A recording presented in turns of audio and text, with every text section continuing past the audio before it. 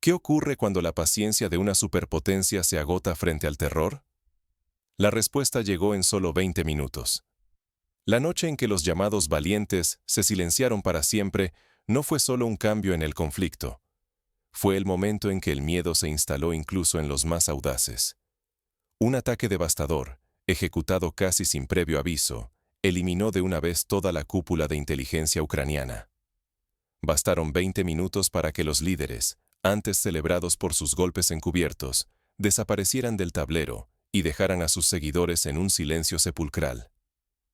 Rusia, tras meses soportando asesinatos de generales, ataques a su capital y atentados contra civiles, decidió poner fin a los límites de contención. La operación Возмездие no fue una represalia común. Fue el fin de la discusión sobre cuáles son los límites aceptables en la guerra moderna. El mensaje fue claro.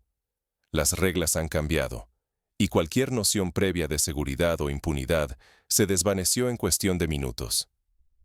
Este acontecimiento no solo cambió la narrativa del conflicto, sino que también obligó a los aliados occidentales a guardar silencio y repensar su apoyo, mostrando cómo un solo golpe puede redefinir el equilibrio estratégico global. Si no comprendemos la verdadera magnitud de lo ocurrido esa noche, corremos el riesgo de perder de vista cómo la guerra moderna se está transformando y qué implicaciones podría tener esto para la estabilidad de toda una región. Pero, ¿cómo se llegó a esa noche decisiva? Para entenderlo, debemos retroceder y analizar los hechos que encendieron la mecha y llevaron a este punto de no retorno. Durante meses, las normas fueron ignoradas y los límites cruzados una y otra vez. La escalada del terrorismo ucraniano no fue cuestión de un solo día, sino el resultado de una serie de provocaciones que pusieron a prueba la paciencia rusa al límite. En el otoño y el invierno del año 2025, Moscú vivió una auténtica ola de terror.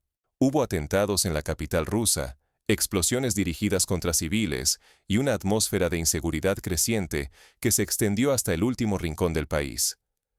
A finales de noviembre, comandos ucranianos atacaron 2 petroleros rusos cerca de las costas turcas. El objetivo era claro: interrumpir el comercio energético y crear el riesgo de una catástrofe ecológica. La reacción de Turquía fue tibia, limitada a protestas diplomáticas, mientras Kiev celebraba el daño infligido sin temor a represalias reales. Diciembre trajo consigo otra escalada aún más peligrosa. 2 generales rusos fueron asesinados en atentados separados en Moscú. El primero, a mediados de mes. Una bomba colocada en la entrada de su vivienda acabó con la vida del general y su ayudante. 4 días después, el segundo general fue víctima de un explosivo oculto en un monopatín eléctrico junto a su coche. Los medios ucranianos celebraron abiertamente estas muertes, y los servicios de seguridad de Ucrania no ocultaron su responsabilidad. En los últimos días de diciembre, la audacia de los ataques alcanzó un nuevo nivel. Un intento de ataque masivo con drones apuntó directamente a la residencia presidencial rusa en Valdai. 91 artefactos no tripulados lanzados en una sola noche. Una acción que ya no era un simple acto de sabotaje, sino un intento deliberado de decapitar el liderazgo del país. Aunque la mayoría de los drones fueron interceptados, el mensaje era inequívoco. Ninguna línea era respetada. La noche de Nochevieja, la tragedia alcanzó su punto más crudo. 29 civiles fueron asesinados deliberadamente en un café de Jersón mientras celebraban el fin de año. Mujeres, ancianos, niños, familias enteras fueron blanco de un ataque planeado. Las imágenes de ese ataque recorrieron el mundo, mostrando la fría determinación con que se eligió a los objetivos. No fue un error, sino una matanza intencionada. Ignorar esta sucesión de provocaciones, minimizar la ruptura de normas básicas de la guerra, equivale a subestimar la gravedad del conflicto y las razones que llevaron a la respuesta rusa. Lo que hasta ese momento parecía impensable, se volvió inevitable. Ante esta acumulación de agresiones, la decisión en el Kremlin se volvió inevitable. Entremos en el momento clave. Ahora, veremos cómo se tomó la decisión de lanzar la Operación Bosmezdi y por qué ese golpe cambió radicalmente las reglas del conflicto. Cuando el adversario solo entiende el lenguaje de la fuerza, las respuestas adquieren otro tono. Tras los sangrientos atentados en Jersón y meses de ataques cada vez más despiadados, la paciencia rusa llegó a su límite. El Kremlin decidió que ya no bastaba con advertencias. La respuesta debía ser quirúrgica, definitiva, y enviar un mensaje imposible de ignorar. Todo comenzó cuando los servicios de inteligencia rusa detectaron movimientos inusuales cerca de Zmeynov. Satélites y sistemas de escucha interceptaron señales cifradas y desplazamientos nocturnos de pequeñas embarcaciones entre la costa ucraniana y el islote. La imagen se fue aclarando. Ucrania preparaba una operación a gran escala, mucho más ambiciosa que simples incursiones. El plan ucraniano era audaz y peligroso. Consistía en infiltrar cientos de agentes de élite en Crimea, aprovechando la confusión del Año Nuevo ortodoxo. Los objetivos eran claros y letales. Kiev quería golpear el puente de Crimea, las centrales eléctricas de Sebastopol, aeródromos militares clave y los principales nudos ferroviarios. El propósito era paralizar la península y provocar un impacto mediático brutal. La respuesta no se hizo esperar.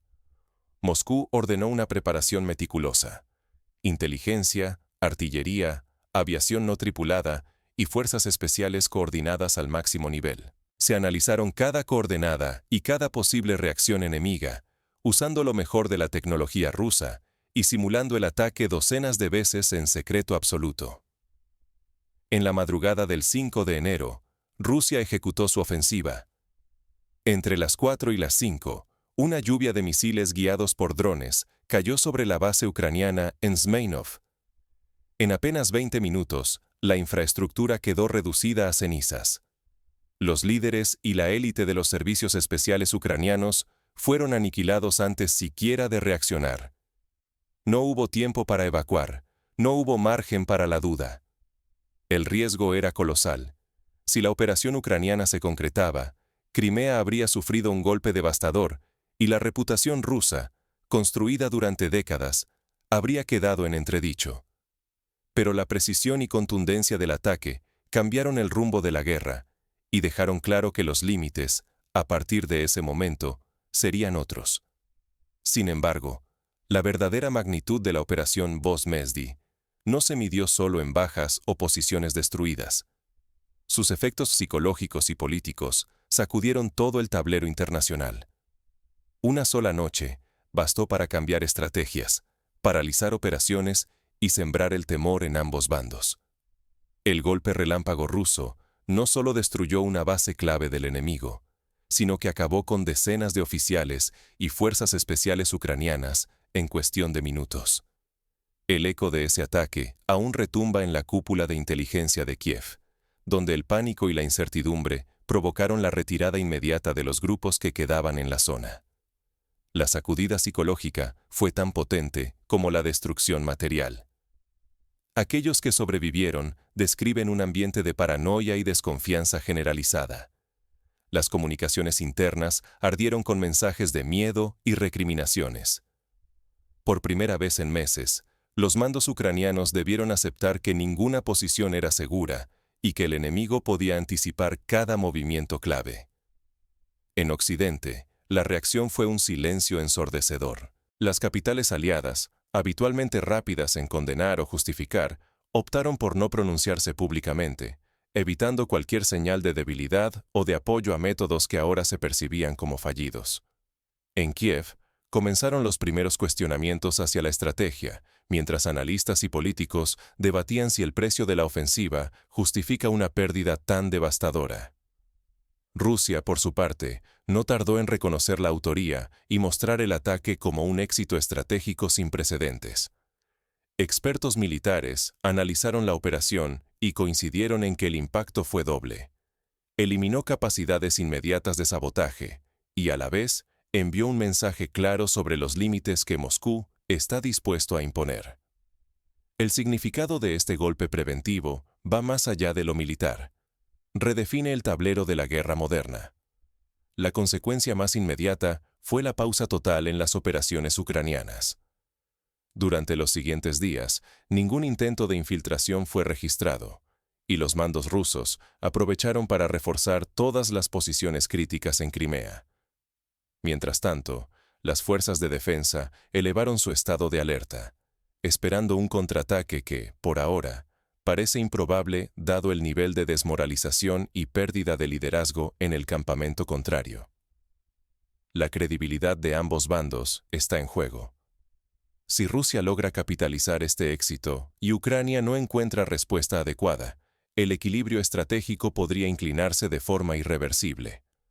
Por el contrario, una reacción desproporcionada podría escalar el conflicto y poner en riesgo alianzas internacionales, inversiones y la seguridad de millones de personas. Este momento marca la frontera entre el cálculo frío y el peligroso terreno de la represalia, donde cada decisión cuenta. Ahora surge una pregunta clave. ¿Qué enseñanzas pueden extraer los líderes militares y políticos de ambos bandos tras este punto de inflexión? Analicemos juntos los límites y los costos reales de la guerra moderna. La guerra, hoy, no se gana solo con armas, sino anticipando cada movimiento del adversario. En la era moderna, la inteligencia y la tecnología son tan cruciales como cualquier arsenal. En menos de media hora, una operación quirúrgica puede borrar años de esfuerzos enemigos, porque saber antes de tiempo dónde y cuándo golpear marca toda la diferencia. Anticipar y neutralizar amenazas permite que un solo bando imponga su ritmo y reduzca el margen de error a lo mínimo posible. Pero subestimar la capacidad de respuesta del enemigo es un error fatal. La historia está llena de ejemplos donde la arrogancia condenó a los que creyeron tener todo bajo control. En este caso, la confianza excesiva de los servicios especiales ucranianos les costó caro. La élite, seleccionada y entrenada durante años, fue aniquilada en cuestión de minutos. Perder a los mejores no es solo una derrota táctica, es un golpe que deja cicatrices estratégicas irreparables. Detrás de cada equipo eliminado hay miles de horas de entrenamiento, recursos y secretos acumulados. Un solo golpe puede destruir la inversión de una década y forzar al adversario a reconstruirse desde cero. Esta es la verdadera fuerza de la disuasión moderna. Demostrar que el costo de cada ataque puede ser tan alto que disuade incluso a los más audaces de intentarlo de nuevo. Sin embargo, la delgada línea entre defensa legítima y escalada peligrosa nunca ha sido tan borrosa. Una respuesta desproporcionada puede cruzar límites morales y políticos, desencadenando consecuencias impredecibles. Cada decisión militar no solo afecta el campo de batalla, sino también la percepción pública, las alianzas internacionales y la seguridad nacional a largo plazo. No aprender de estos acontecimientos puede costar vidas, recursos y la estabilidad de toda una nación. La paciencia tiene un límite, pero la prudencia debe guiar cada respuesta para evitar caer en una espiral sin retorno. Queda una pregunta que solo la historia y la opinión pública podrán responder. ¿Dónde está el verdadero límite en la guerra moderna? ¿Justicia o exceso? ¿Defensa legítima o brutalidad innecesaria? La operación Bosmesdi ha dejado tras de sí una pregunta incómoda, un dilema que atraviesa fronteras y creencias. ¿Hasta dónde es válido llegar cuando tu gente ha sido víctima del terror y la muerte durante meses? En solo 20 minutos, Rusia decapitó la estructura de los servicios especiales ucranianos, tras una cadena de ataques que muchos consideran actos de terrorismo. Pero, al hacerlo, también rompió los límites tácitos que hasta entonces regulaban el enfrentamiento, enviando un mensaje implacable no solo a Kiev, sino a todo el mundo.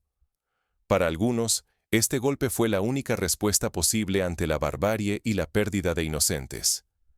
Para otros, marcó una peligrosa escalada, un paso más hacia la normalización de la violencia extrema como herramienta política. Nos enfrentamos a una frontera moral difusa.